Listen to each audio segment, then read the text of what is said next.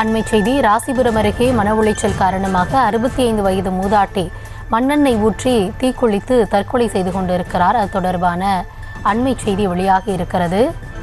மூதாட்டி மண்ணெண்ணெய் கேனை எடுத்துச் செல்லக்கூடிய அந்த சிசிடிவி காட்சிகள் வைரலாகி இருக்கிறது. இது குறித்த விவரங்களுக்காக இணைகிறார் எம்முடைய செய்தியாளர் கிருஷ்ணா. கிருஷ்ணா, வணக்கம். சம்பவமானது எப்பொழுது நடைபெற்றது? இது தொடர்பாக விசாரணை எந்த கட்டத்தில் நடைபெற்று வருகிறது? இது குறித்த விரிவான விவரங்களை வழங்கலாம். கௌதமி, நாமக்கல் மாவட்டம் ராசிபுரம் வெங்கடசாமி தெரு பகுதியை சேர்ந்தவர் நடேசன் என்பவரது மனைவி சாந்தி. 65 வயதான இவர் கணவர் கடந்த 35 வருடம் முன்பு இறந்த நிலையில் இவருக்கு ராஜேந்திரன் என்ற ஒரு மகன் உள்ள நிலையில் அவரது குடும்பத்துடன் சாந்தி வசித்து வந்துள்ளார். 15 நாட்களுக்கு முன்பு சாந்திக்கும் அவரது மருமகளுக்கும் இடையே கருத்து வேறுபாடு ஏற்பட்டுள்ள நிலையில் சாந்தி அவரது வீட்டிலிருந்து வெளியேறி வாடகை வீட்டில் வசித்து வந்துள்ளார்.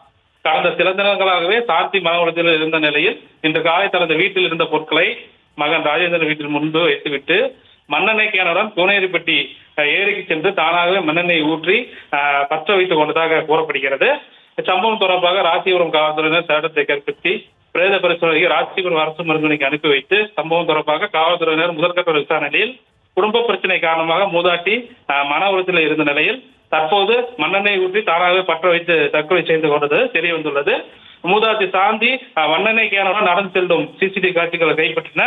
குடும்ப பிரச்சனை காரணமாக மூதாட்டி மண்ணெண்ணெய் ஊற்றி தற்கொலை செய்து கொண்ட சம்பவம் ராசிபுரம் பகுதியில் பெரும் பரபரப்பை ஏற்படுத்தியுள்ளது. கௌதமி, தற்போது விவரங்களுக்கு நன்றி.